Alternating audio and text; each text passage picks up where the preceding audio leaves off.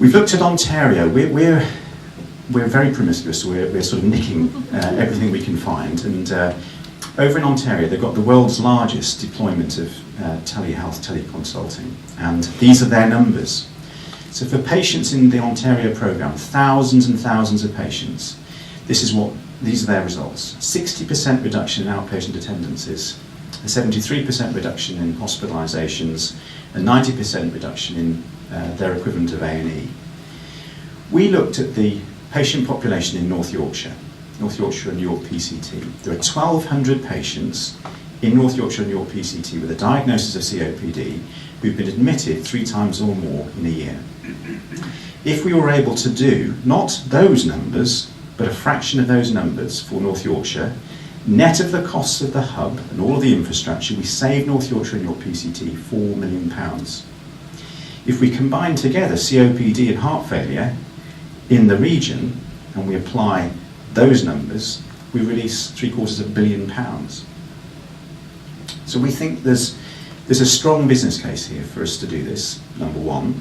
But number two, we also believe passionately that this is better for patients. This is giving patients control.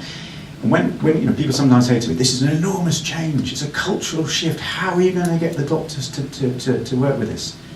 Well, the beauty of it is, you don't need to.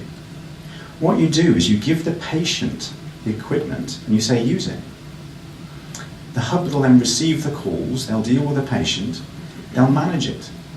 It's only if the patient actually needs to see a doctor in situ that the patient enters the real system, if you like, the non-virtual system. So the change happens hardwired into the deployment. And for my money, I've got, my parents have both had events something like these. I absolutely know that my parents would have benefited from this. And I know that they'd use it. So on that basis, it's not just because of my parents, but we're deadly keen to move this forward. So what are we doing? We're setting up a regional programme, multi-million-pound programme for the region, and I just want to take you through some of the components of this so that you can, if you like, put that into your map, really. I've talked a bit about the hub, so there will be a part of the programme which is actually having a hub that manages all this, that offers the capability to do the deployments and to manage the patients who are in the field. There's a big requirement here to evaluate. So as we extend what we do, we need to know that it's working. We're working with the HIEC and with academic providers to make sure there is a strong evaluation arm. There's a huge piece here about innovation. In parallel to this, Yorkshire Forward are putting, I can't remember now how much money, but a lot, into creating something that we have tentatively called the Yorkshire Centre for T-Health and T-Care. And that's basically a brokerage. And the idea is that in addition to surveying the technological horizon, they will also be able to connect healthcare providers who've got a problem they can't quite work out what to do with, connect that to digital and high technology providers who might be able to offer solutions. And also the reverse, we've got a box, could it be used? So the idea is we create this very transparent, very open innovation space.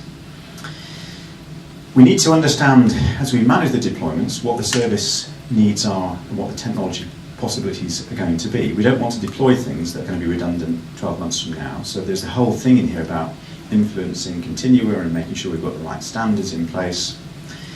And as I've mentioned, I have rather underplayed this, but I think the training and the education part of this are really important. When we thought about the prisons, one of the things we just didn't expect to find was that the prison staff themselves absolutely love this stuff.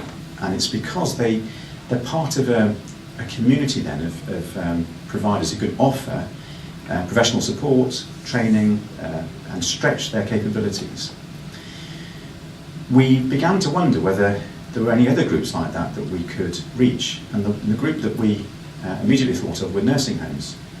And I'm afraid there are rather a lot of similarities with prisons, in that you've got a captive population of patients and you've got isolation, geographical isolation, and staff in those nursing homes not always staff who've got the cutting edge of practice. So there's a whole piece in here about how can we upskill workforces across the piece and allow them to do a better job. So I suppose just to finish off, it's been a very quick run through.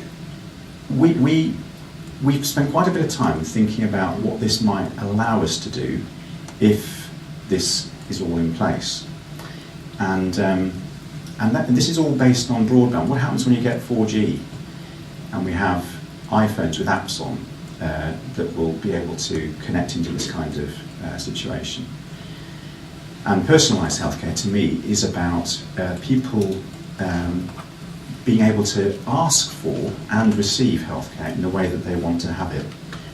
I went to an event just before Christmas, Mobile Health Technologies Summit, and there was a guy there from Apple, and with a beard, and a t-shirt, and there was all these suits, and they'd gone into this seminar, and the seminar was called something like, how are we going to get people to use this stuff? And lots of people, cultural barriers and professional this and that and the other. And this guy stood up and said, look, stupid, they're there already. The world out there is waiting for us to meet their expectations, and we're just not. So I would say, just to finish off, I think the thing that this allows us to do is think about how we do healthcare in a completely different way than we currently do. And what does that open up?